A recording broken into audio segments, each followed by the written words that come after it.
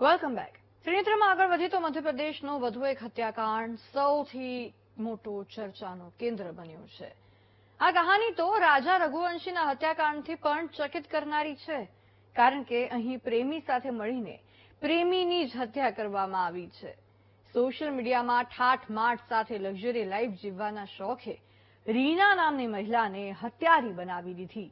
ત્યારે કેવી છે પ્રેમી સાથે મળીને પ્રેમીની હત્યાની કહાની? આવો જાણીએ.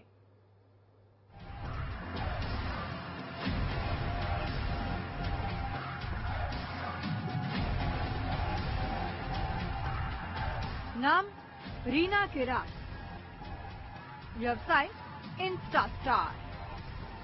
ભાઈ, આવા સુંદર અને મોહી લેતા ચહેરા પર તમે પણ ક્યાંક મોહાઈને તેની પાછળ ઘેલાના બની જતા, કારણ કે ચહેરો જેટલો માસૂમ દેખાય છે તેટલો છે નહીં. રીના કેરાર નામની આ મહિલાએ પોતાના જ પ્રેમી સાથે મળીને નવા પ્રેમીને મોતને ઘાટ ઉતારી દીધો. મધ્યપ્રદેશના રાયસેનની ઘટના. 13 વર્ષના દીકરાની માં, છતાં બે સાથે અફેર. જૂનો પ્રેમી માલદાર નીકળ્યો તો નવાનો ઢાળી દીધો ઢીમ. હત્યારી રીના નરસિંહપુર જિલ્લાની વતની છે.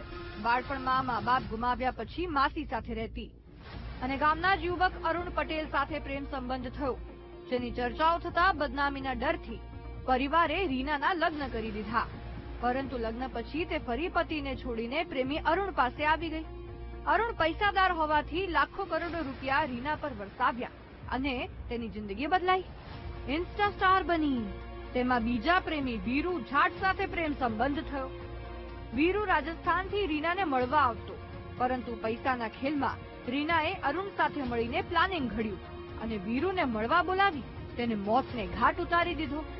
પછી બોરીમાં મૃતદેહ નાખી 40 ફૂટ ઉપરથી નદીમાં ફેંકી દીધો. પરંતુ મૃતદેહ પાસે પડેલી એક બાળકની સ્કૂલ બેગની રફ નોટથી આખો હત્યાનો ખેલ खुलो पड़ी गयो. सबसे पहले तो ये जहां पर घटना स्थल था, घटना स्थल पर किसी भी प्रकार का उस डेड बॉडी के आइडेंटिफिकेशन के लिए चीजें मौजूद नहीं थी, परंतु पुलिस के द्वारा बारीकी से जो है विवेचना की गई. विवेचना के दौरान ये चीज ज्ञात हुई कि घटना स्थल पे जो एक नोटबुक मिली थी, उस नोटबुक के माध्यम से ही ये जो आरोपी हैं उस तक पुलिस पहुंची. हत्या का मुख्य कारण जो है वो लव ट्रायंगल है, प्रेम प्रसंग है.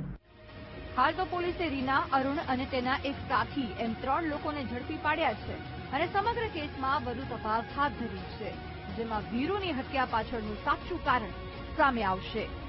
Bureau report.